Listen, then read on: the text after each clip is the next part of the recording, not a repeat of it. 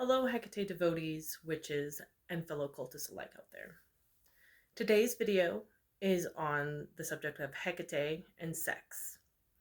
I have a previous video that covers sex rites and rituals. This is specifically Hecate and the process of sex.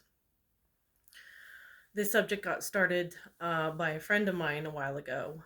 We had this discussion. He worships Santa Muerte as mother figure, just as I worship Hecate as mother figure.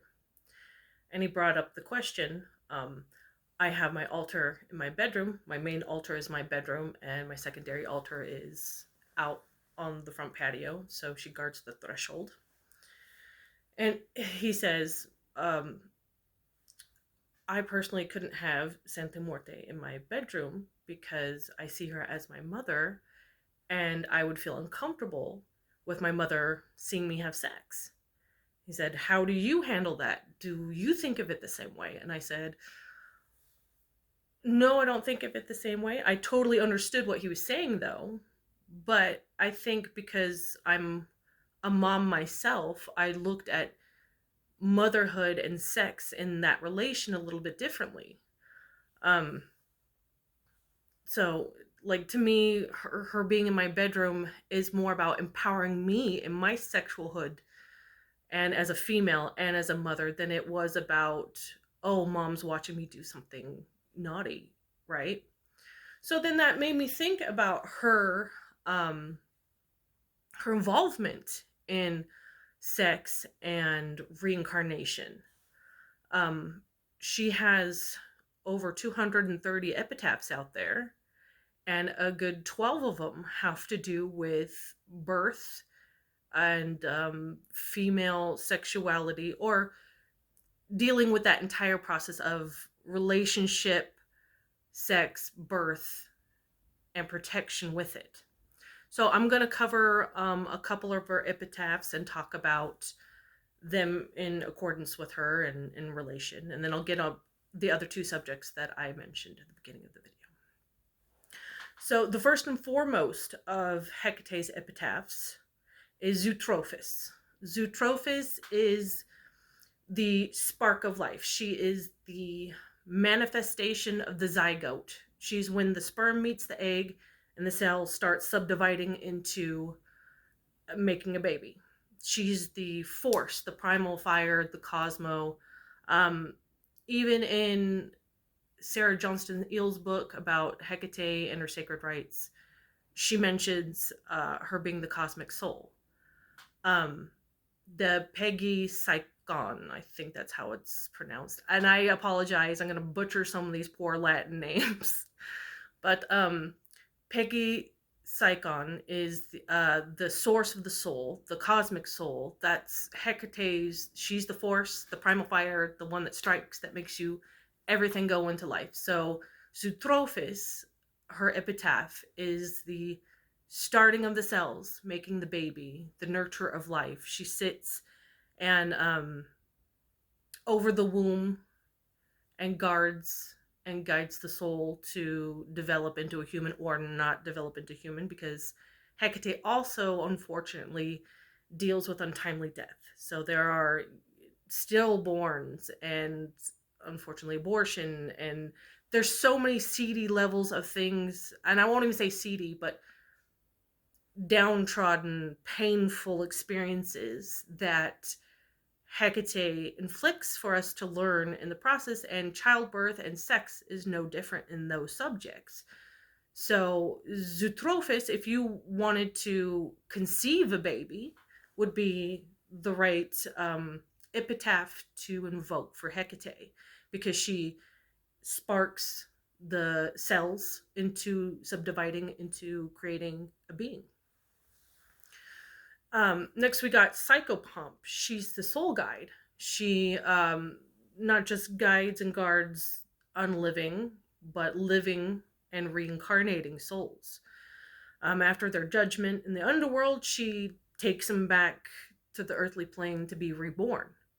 One of the jobs of Psychopomp is that she takes the souls that have already been judged and places them wherever they need to be. Most of the time it's reincarnation. Sometimes they have other stops. I'm not king of the underworld, so I don't entirely know everybody's process, and everything is different. It is such an amazing thing if you think about it. How many people and populace are on this planet? That's how much work these underworld deities have been doing for centuries. The next epitaph is Curatrophis. That's the youth nurse. There's another epitaph I will talk about in a minute, but Curatrophis is specifically the youth nurse. That's the one that after you've had the baby and the child's developing, um, from toddler to adolescent, that's Curatrophis. She uh, specifically deals with the younger kids, toddlers, protecting them and ensuring knowledge and growth within them. The next epitaph has to deal with just child nurse specifically. So after you gave birth, the wet nurse, the nurse that would take care of that baby from infancy to toddlerhood, would be Alethea. That is the name of that epitaph for Hecate. So Curatrophis is toddler to adolescence. Alethea is baby to toddler. Next you have, and I'm sorry, I'm going to probably butcher this one, Erototokos, which is love producer. This is a specific form of Hecate epitaph where, let's say you're going to do a love spell for somebody, or you're trying to attract somebody to you, and yes, Aphrodite or Venus would be usually the person you go to for that. But Hecate also deals with like curses and breaking people up, and so many, like I said, she deals with that pain and that threshold of pain. So she can also spark and illuminate and start love. She can also finish it. So if you were like looking to either like bring life or fire back or passion back into your love life, or you saw, let's say, like a girl at the coffee shop you've been pining over and you wanted to ask her out and you wanted Hecate's blessing for this, you would invoke Eurototokus, love producer. Next we have Genitalius, which is birth helper. So this is the epitaph of Hecate where she, you're in labor actively and you're pushing and she helps you give birth. There's so many things that could go wrong with birth. I totally understand why she has her own epitaph for that. I mean, breech, cord around the neck. Genitalius is the one for helping the birth, the actual physical birth. Next you have Kalygenia, which is for fair offspring. Hecate is the birth giver of monsters. She creates a lot of them. So let's say you want to favor her, petition her, and be like, please don't let my baby look ugly. That would be the one you would invoke, which would be Caligina. Fair offspring, give me, and I think this not only goes for beautiful babies, but graceful, light beings, if you want to invoke any of those into your womb, though. And I say that because she also deals with light and such. Fair offspring, you don't want a monster. Caligina, that's the point I'm trying to make. Next one is Lochias, which is protector of birth. So again, this one would be if you got pregnant and you're looking for a form of Hecate to monitor your whole pregnancy all the way to birth, Lochias would be her epitaph for you. Nymphen, that is the epitaph of Hecate for the bride. Like I said, she's she's in negotiations with your love life. She's in negotiations with everything that goes on with your life. So you want good luck. You want to banish the spirits during your wedding. Okay, let me back it up here. Traditionally in weddings, the whole reason why a bride would wear a veil was to protect her from evil spirits. The whole reason why bridesmaids would wear clothes that all matched was so that the spirits would go after them instead of the bride. So if you wanted a safe protection on your wedding day from evil spirits or somebody wishing you harm, say your mother-in-law hates you, and you want, a good wedding, good vibes, Nymphen would be the epitaph for a bride for Hecate. Okay. I already covered Peggy, which is the source of the soul. She's the cosmic soul, the Hecate creates, puts forward, the other gods judge. She also judges, but the creator of soul and putting it into the body would be Peggy. And of course, but not least, is Pementor. Pementor. That is the all mother, because Hecate is the mother of us all, but not just the mother of us all, but she literally creates everything. She is the fire and Zeus's magic, if you will, or she's just creation itself. That depends on how you feel, because there are some people that believe in all of the I can speak today, polygamy. Several gods, all of them have their own job, all of them are separate in every culture. I'm one of the people that feels Hecate is not just universal, but she encompasses like all of personality of every other being. But like, it depends on whichever you believe. You could, if you think of all the gods separately, or if you think of them all together, Pemetor, Hecate is the all-mother. She is the source. She is the ocean in which our little tiny droplets are pulled and made into individualities and put into souls and all that good stuff. So the other two subjects, BDSM. I personally do not practice it, but enjoy watching it. It can be an art form, absolutely. And I absolutely understand the necessity for it, such as expressing one's feelings and tightness and anxiety through release in that way. My relation to that with Hecate, there is an epitaph of her called Demnodamnia. How to say that slow. Demnodamnia. That is the subduer and the subdued. This particular form of Hecate definitely would fit in that category. If you think of Hecate and all of her tools, of course she has the torches, which she illuminates all of the darkness, our shadow selves, all the crap that we fear and we hide deep down inside of us.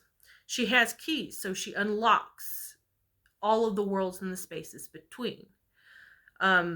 She's often seen with a scythe or a knife to cut and cultivate, to cut the cord, to cultivate that which we have sown. But she's also known to have a whip, and that is, she's Brahman, the driving force behind everything, and not just humans, but animals. And so you think about whips and chains. I mean, Hecate's covered in chains, every link and yard forged by duties of earth. When I personally work with Hecate Catonia, and a lot of the work with her is going through very earthly things, understanding oneself, breaking down those chains that bond us, that keep us repeating those same patterns, which is why we keep feeling depression and sorrow and anxiety and pain is because we keep putting our minds to the past or to the present too much, where we worry about fucking everything. My point being is that when you're thinking of BDSM and you want that release through pain or being subdued, definitely Hecate is a dominant. She almost all of the females in my life that I have come in contact with that have been Hecate worshippers are dominant females. So when she comes through you in just not just magic, but you worship her, you're devoted to her. When she starts showing up in your life and coming out of your pores, quite literally, she's gonna be dominant. She's gonna, tell you what is, and she's not gonna hold your hand through it. So I could totally understand how wanting to be dominated or feeling that domination power come out of you and knowing no limit or having limitations, which are other two things that Hecate is known for, being the queen of knowing your limit and when enough is enough, or completely going beyond the borders. So I can understand like how some of those darker subjects can be part of Hecate in relation with sex, in relation with, you could totally use that as a ritual, as a sex ritual, combining both things. Heck, you could even combine all of it, and let's say you wanted to get pregnant, just every layer of Hecate in there, all of her epitaphs, including the Damnodamnia, which I just, what a fun time. Okay, so I just wanted to touch bases on the fact that Hecate is in the underworld, and she's in the sexual underworld as well, because there is one. Not everything is vanilla, not everything is missionary, so if you wanted to combine that darker taboo underbelly, I could totally understand why that would be in relation to Hecate, and why a lot of Satanists or Lilith worshippers or underworld worshippers specifically go that route in that headspace, let me put, in their sexual pleasures in the bedroom. And that's how that relates back to Hecate, because if you're using her in that context of domination and subdued and being subduer, then absolutely it's related. Okay, so then the last subject I don't know too much on, and I would love to hear from you guys out there about the LBGTQ community and Hecate. I personally have seen so many of you guys relating to Hecate, and I am fascinated to cover that subject. I don't know too much about it. I myself am bisexual, so I can understand having both foot on one foot on this ground and one foot on that ground and coming together. But so the epitaph of Hecate, Amebusa, that is one that transforms. I can understand very much a lot of people going through any type of transition in their life, including sexual transition, bonding with Hecate and taking that form of Hecate, that epitaph specifically, and using that to their advantage when they are in that process of transitioning, from whichever sex. Hecate is also, she is the queen of truth. I mean, absolutely. So you try to hide anything, she will pull it out of you. And I think a lot of people who are living their own truth, especially LGBTQ community, that's why they bond with her so well. Like, that's why she's become, in the most recent years, patroness of that community. I've seen her, oh my gosh, there is a good handful of gay and lesbian authors out there. So adorable. Jeff Collins and his husband, Alan Spears, they're just adorable witches, and they have such powerful magic. And Jeff Collins is a big Hecate devotee. Uh, so I'm just throwing that out there because he has some amazing books out there, and those guys are awesome. And there should be more witches coming out there and writing on this subject, honestly, because trying to do research on it, why people are so drawn to her specifically in that community and how she relates in that community should be covered, I think. I'm just not particularly the person to do it because, like I said, I'm only bisexual, not 100% like with a partner and experiencing that where I can express that or understand it better.